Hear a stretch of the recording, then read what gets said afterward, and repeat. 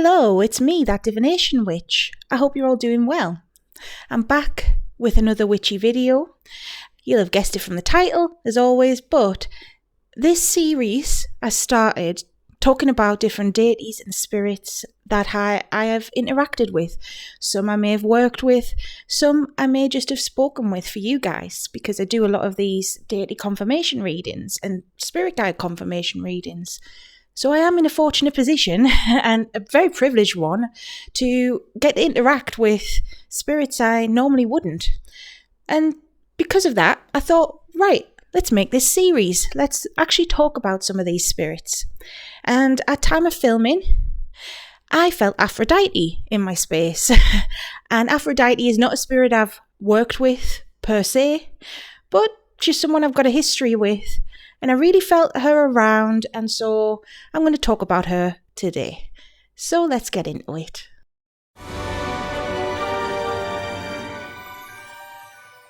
And if you don't know who I am, hello, my name's Sarah. Of course, I go by that divination witch online, and welcome. I started on Tik Tok posting readings, and well, now I'm here.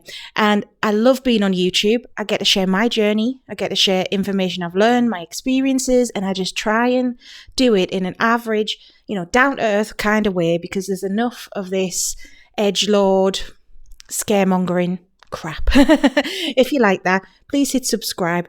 And I do have a link tree below if you are interested in getting a reading from me. I've got an Etsy store and also a Patreon. If you're interested in supporting me there, I'd be really, really grateful. Thank you. Just to preface, this is my UPG, my unverified personal gnosis. This is my experience. It isn't fact, because what is fact when it comes to spirituality? Let's be honest. Aphrodite, who is she? Oh, she is amazing. Okay, I know I say that a lot, but she is. She is a Hellenic goddess, or Greek goddess. She is the goddess of love.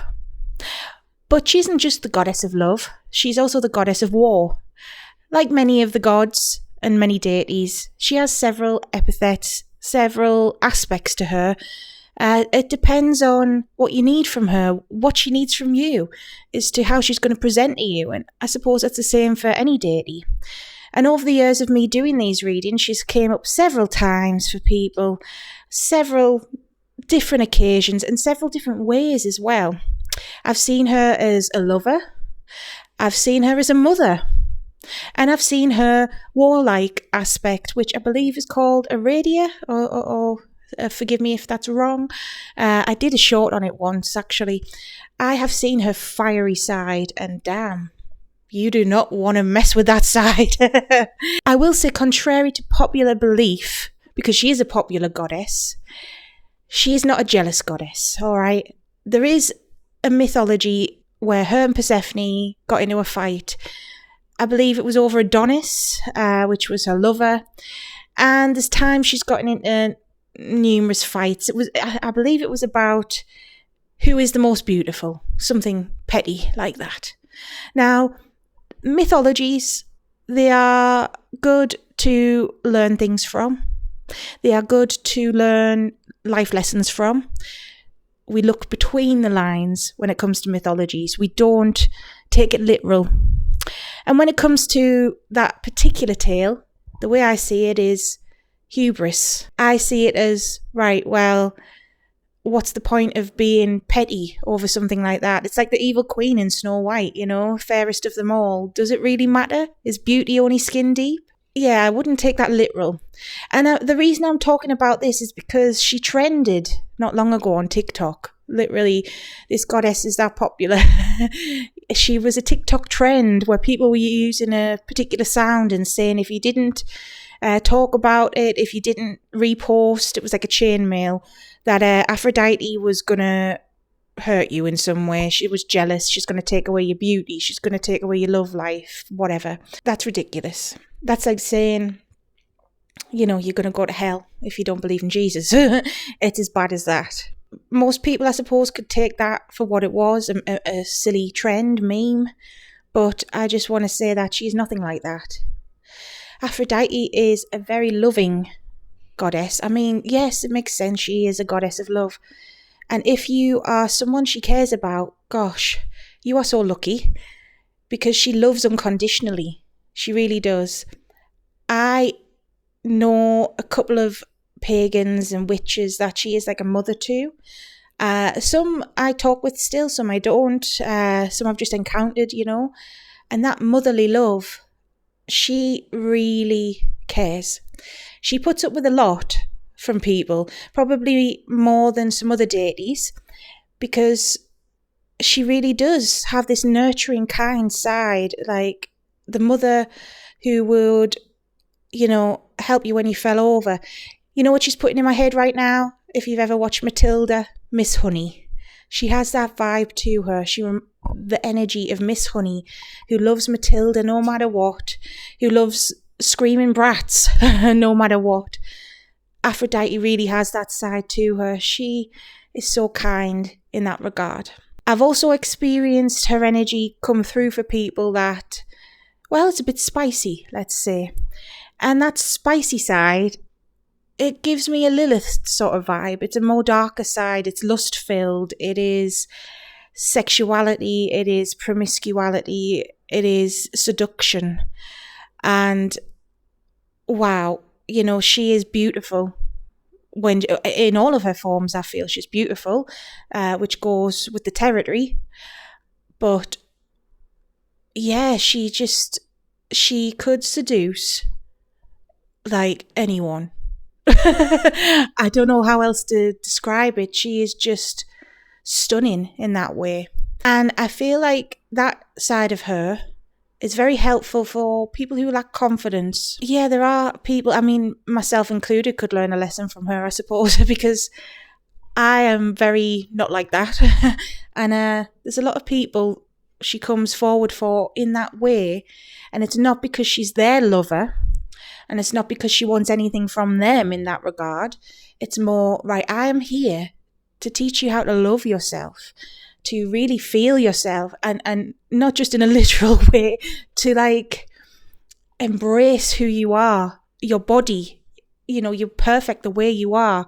Because let's face it, this society we're in, the modern age, everyone's got a fault with them. Everyone's picking at themselves. We always do it. We do it to ourselves. And she's a woman who sees beauty in everything, and she is saying that's why she, contrary to popular belief again with the mythologies, but she is saying to me right now that's why she loved Hephaestus.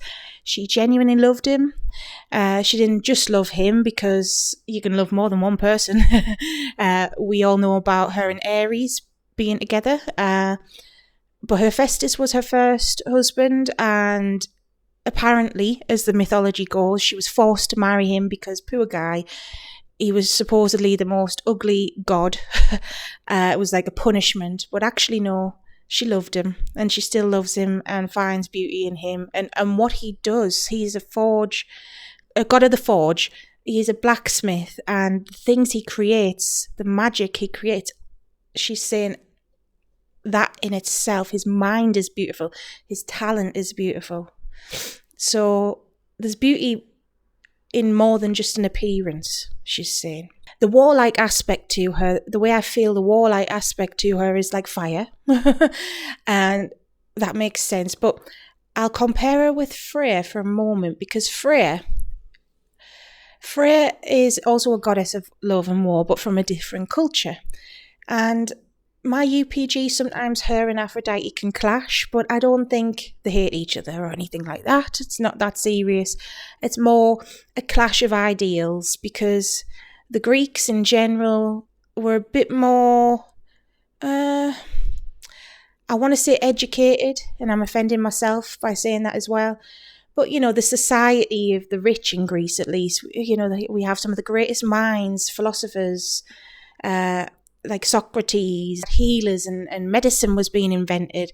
Now, the Norse were very hygienic peoples, contrary to popular belief there as well. They had excellent and impeccable personal hygiene, but they didn't write a lot down, whereas the Greeks did. There were lots of scholars in Greece, is what I'm trying to say. And I feel like Aphrodite reflects that nobility.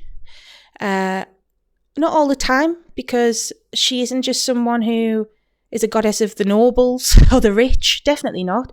She loves everyone. For, like I've just said, there's beauty in everything and everyone. But with Freya, she's more hands-on, is what I would say. And Freya's rough and ready in a way. She's beautiful, she's a queen, she is stunning, and, she needs to be respected as a queen. But she's a warrior queen through and through. Even in her softer sides, she very much has this warrior fierceness to her. Whereas Aphrodite kind of loses that sometimes. If you invoke her war side, of course, you face that full on. It's her war aspect.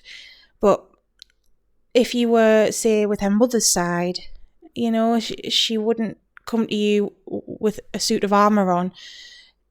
Hopefully you know what I mean. It's a difference in culture, That's the difference. And the war side of Aphrodite, it's that it is fiery, and she is very much, she looks like a Spartan soldier, but a woman when she comes through, at least to me. And very disciplined, very organised, very strategic. Not just the pure fury of war like a berserker. She doesn't just rush in. She thinks it through first, like a woman in a way, and no offence to any men. And how does she look to me? So on the whole, she normally appears as a blonde lady. She reminds me of the Aphrodite who is from Xena, Warrior Princess, which I used to watch as a kid. I've always loved Greek myth, always. She reminds me of that lady, except prettier.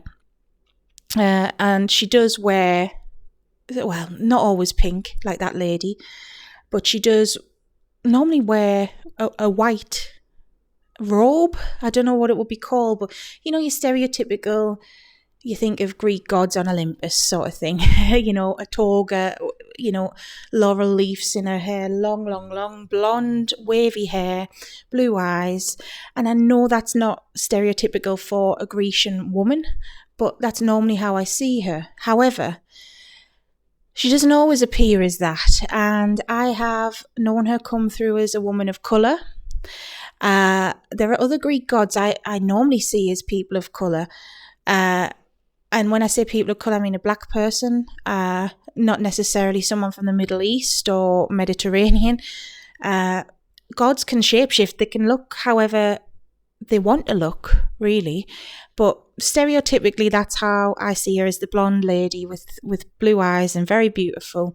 That is Aphrodite to me. Now, like I say, she's got these different aspects to her, and I have known her care for people unconditionally, no matter how many times they've misunderstood her or not listened to her or disrespected her. She's gave them chance after chance after chance. That's what I've experienced. Like a real mother, she really is a real mother when she comes through like that, and she is an amazing energy to be around. So if you've got any questions about her, I'll answer as best as I can. Like I say, I've never worked with her personally. I've spoke with her several times for other people. She's came through in confirmations. She's somebody that I admire, and I wouldn't mind working with if she ever wanted to do that, but I don't know if that's anything we'll ever do, because I don't feel like she is my goddess, but I still think she is a great goddess and very kind and caring, and she's not like this silly meme or like some of the myths make her out to be. She's not vengeful at all. So yeah, I hope this helped. And if you've got any questions, let me know. Any opinions, let me know. Or any other deity spirit you want me to talk about, please put it in the comments.